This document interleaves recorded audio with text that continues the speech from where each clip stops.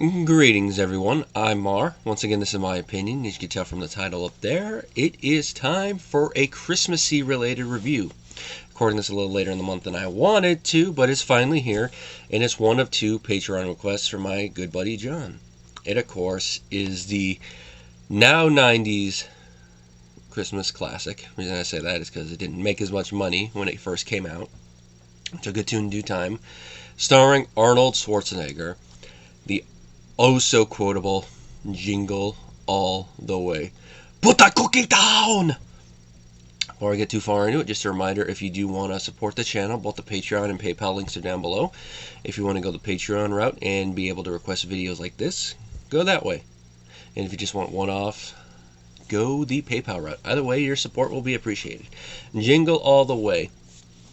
This is one of those Arnold films that I do remember some of the marketing for, but just the general trailers and a couple of the lines. Forget it, I'm not going to sit on your lap. The other ones would be The Sixth Day, and of course, dang it, now the name of that one's escaping me. The one where it's Arnold versus Satan. You're a choir boy compared to me, a choir boy. Even though of the three, that's probably the one I haven't seen all the way through. And then, of course, not long after that was T3, and then Arnold went to be the governor of my home state. And probably since all the crap that's happened since then, people are probably going, yes, we miss Arnold. Am I going to do the rest of the video in this voice? Who knows? No, I'm not. I don't think I'd be able to sustain that without laughing the whole video. Alright, this movie is directed by Brian Levant, who also directed another favorite of mine from my childhood, Beethoven. He directed a sequel to a favorite from my childhood, The Flintstones, Viva Rock Vegas. Are We There Yet? And then, of course, more recently, he directed A Christmas Story 2. Well, they can't all be gold.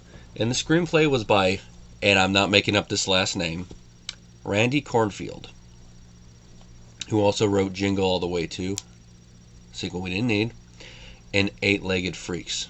Pretty fun film. Now, this is something I found out while doing some research for it. Apparently, there was a lawsuit around this film.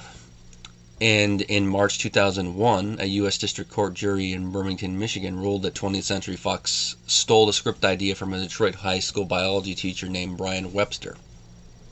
Now, some of you are going, wait a minute, if Randy did it, how is that so? Here's what was claimed. Anyway, I'm going to go in order. The studio was ordered to pay $19 million, which was later reduced to $1.5 on appeal, which usually is what happens, in case anyone's wondering. Webster apparently submitted the script called Could This Be Christmas to the studio in '94, and he never received payment nor credit despite the film making $129 million worldwide. That's funny because it says 120 on the front page, but 120-ish. The studio appealed, and they claimed the Webster script was submitted after they had purchased a treatment, or what would become the movie script, and the verdict was reversed. Now, that could be what happened. Now, this is nothing new. I mean, it happened on League of Extraordinary Gentlemen as well, but it's one of those things where I think just because a finished film is similar to their one, it's one of those things that I don't know what the general specifics of the lawsuit, but if he actually got out the claim, he must have been able to really convince the jury that his submitted script was very similar to that one. But this is one of those things where this is such a general idea that so many people could come up with a base story based on this, especially if you've been around in the last 40 years and seen all the big toy crazes. Now, the biggest one that I've seen as a living person would probably be Tickle Me Elmo, but apparently it was Cabbage Patch Kids. And I remember, like, mid-late 2000s-ish, when my niece was a little girl, me and my grandpa, when he was still with us, going to Toys R Us when those were still around.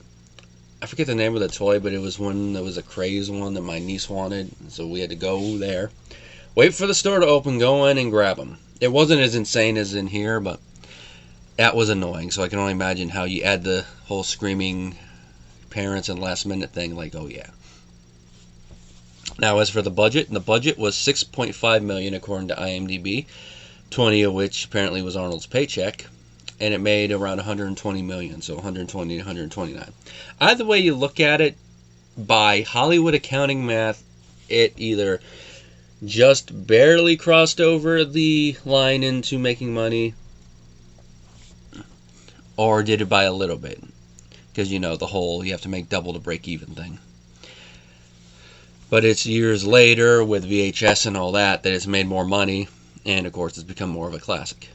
And of course, it got the director out of director jail, according to him, and he's why he's able to direct those other films, even if they're not as big or grand as this one. Now, the plot of the film is we've got Arnold Schwarzenegger playing Howard Langston. He's a businessman, and the opening scene is what sets it out. Of course, it's my favorite customer, always kissing his customer's butt to get him to come back. And he gets so lost in his work, he doesn't realize that his wife, Liz, played by Rita Wilson, of course, is married to Tom Hanks in real life, calls and is like, yeah, you got to get your son thing. He doesn't realize it's her. He's still in autopilot mode. And then when he realizes, like, oh, I'm so sorry. And from all of it, we could tell that he is a little bit of a neglectful father, but he tries his best, but he's so wrapped up in work. The trope we've seen in dozens of films, but it does definitely help set the stage for this one. And at the beginning, he promises he's going to go to his son's karate event where he's going to get promoted up a belt. But because of work and traffic, he misses it. And not just traffic, he gets pulled over by a traffic cop. Which, watching this, I know there's a stereotype about certain cops being dicks, but this takes it to another level, and I know it's for comedy, but it's one of those things I'm like, they're really overplaying it a bit here. And the reason I say that is just little I know about law. It's like, yeah, he'd be able to get that, depending on what the ticket is, he might be able to get it thrown out, especially with the bias he gets to show that the cop has towards him over the next couple days, but we just leave that to the side. That's more just for comic relief. And he misses it, and his son is sulking, so he has to go and talk with him. And watching it this time again, I'm like, some of this reminds me of the beginning of Hook, just the way it is. Also, the fact that it takes place around Christmas doesn't help matters, but it's such a general idea that it's just one of those subtle things. And any film could probably have it, and it'd still work. It's just one thing I couldn't help but notice. Well, unlike in Hook, where the son is still mad at the dad and doesn't want to really go with him, although later on he does do what Jack does in that film and call his dad out on his BS. Here, instead of still being mad at him and then causing a little bit of a fit in the plane, Jamie, played by Jake Lloyd of Star Wars Episode 1 fame, or infamy depending on how you look at it. Either way, I'll say that kid did not deserve all the crap he got from people making fun of him at his school and all that forced him into retirement. That was mean. But he basically tells his dad what he wants for Christmas, and it's Turbo Man, who we see in the opening credits. You know, it's a superhero, big old costume, known, of course, for saving the world, and for his catchphrase, "It's Turbo Time!" And Howard's like, okay, I'll get it. Now, this is where the fun part comes, because Liz had apparently told Howard a month ago to go get the toy, and he had forgotten for one reason or another. And now he has to try to get it last minute, and it's Christmas Eve. And this is where all the shenanigans go, because first store he tries at has them, they get sold out like that. And he keeps going to store after store, and he keeps getting told, no, there's no Turbo Man, no, there's no Turbo Man, no, there's no Turbo Man. He keeps getting laughed at.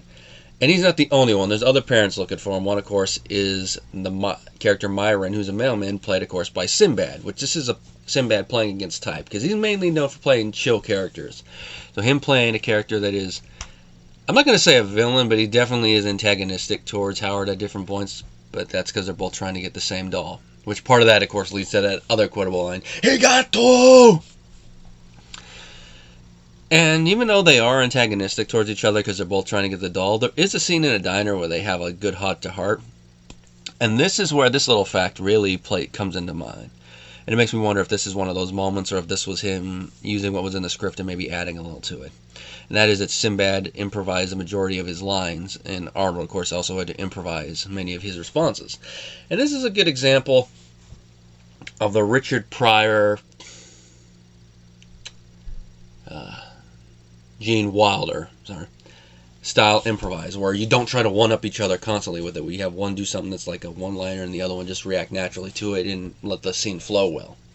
And that's a little bit what we get here. I mean, Arnold does have a little bit of funny lines in there, but Sinbad's mainly the one doing it there. And it's in their other conversation where Arnold can get some fun lines in, but he's still reacting naturally to what Sinbad's given him. Howard and Myron going like that. Now, they have so many shenanigans throughout the course of the film, mainly with Howard trying to get the Turbo Man doll.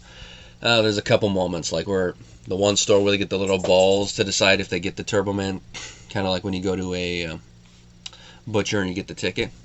And of course, it ends up going down into the playpen, and the little kid grabs it, and he's trying to get it from him. He gets all the moms coming at him. Pervert! I'm not a pervert! I'm just looking for a Turbo Man doll! And then, of course, the mall Santa, played by Jim Belushi, where they got the whole little thing, and it turns out that they're selling counterfeits. Leads to Howard having to fight with all the Santas, including one played by Big Show White, who at this time would have just been the giant, who no-sells all of what Arnold's doing. And then, of course, the place is raided by the feds, and then Arnold has to bluff his way out of it. I've been undercover on this case for over a year, and you just busted up. Take him out of here. Take him out of here. Wait till the commissioner finds. Like, stuff like that. That's one of the moments you could definitely tell Arnold's having fun with this film. And it's definitely one of those comedies that his range, like, I'm not going to say Arnold has no range, it's just that compared to, let's say, a classically trained actor, his range is more limited, but when it's a film that fits his style and fits his technique, it works, and this is one of them. Especially at this point in his career when he's made so many movies that he actually knows a little bit more what he's doing when it comes to playing a character and having some chemistry with people. And of course, there's the big scene at the end where Howard ends up playing Turbo Man in the parade to get the doll. And this is where the whole big thing that's typical in these Christmas movies with his issues like this, you know, everybody reconciles, they get back together. It's a nice little ending. And of course, the last little thing about Howard's forgetfulness again, which this is the one where it's like, really? Maybe then, but really both? Yeah, poor Howard. Now, in the additional cast, we got Ted, who's played by the late Phil Hartman, which this was a movie made a couple years before his untimely death, playing Ted, which, of course, his dialogue is what leads to the cookie down one. Oh, your wife's cookies are amazing. Put the cookie down! And Phil Hartman, he plays the character so well that you really want to punch him in the face from the get-go. Now, at first you think, okay, with how all the other single moms are fawning over him, is he just oblivious? You know, in a way like, why are you winking at me? Why'd you give me $1? Or is he doing this intentionally? I'd say by the end in the scene where he's talking with Liz, it seems like it's intentional. Poor old Ted. So Arnold definitely deserves it. Which, of course, Ted's whole thing leads to that other big moment with the reindeer. You picked the wrong day. You started it. Which, Ted's whole thing about what he's going to do with the reindeer, Ted, I don't think that's quite legal. Just saying. And, of course, you got Harvey Korman in there in a small role, so nice to see Harvey Korman in there. Now, the movie is filmed partially at the Mall of America, which, of course, the year before is where Nitro debuted. Kind of interesting they got Big Show in there.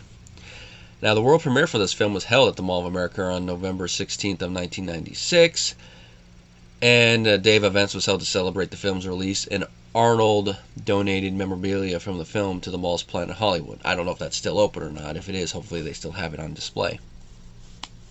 And going back to Hartman really quick, in contrast to the characters, both Arnold and Rita got along with Hartman off camera, which just shows how good he is as an actor, as he can make you not like his character, but in real life he's such a good guy, you can't help but like him. They said they found him warm and friendly and considered him a delight to work with. And according to the director on Gilbert Gottfried's podcast, I'm guessing this is from a couple years ago, Hartman, I guess, was originally considered for Myron, but the reading felt off. Now, I just wonder off in what way. Because I know he could play a scumbag character, or a character you're supposed to not like so much. I mean, even if you don't like the rest of the film, just watch his work in Sergeant Bilko. You really hate him as Major Thorne. You want to reach through it and smack him, and when he gets his comeuppance in the end, you're like, oh yeah! Enjoy the cold. Maybe it's just some of the more subtle things, and maybe they didn't think he could pull off the whole contrast, or just something about it felt off. But when he read for Ted, it was pitch perfect, and it clicks right away. And he was pitch perfect for it, just like I'd say Sinbad, was perfect for Myron.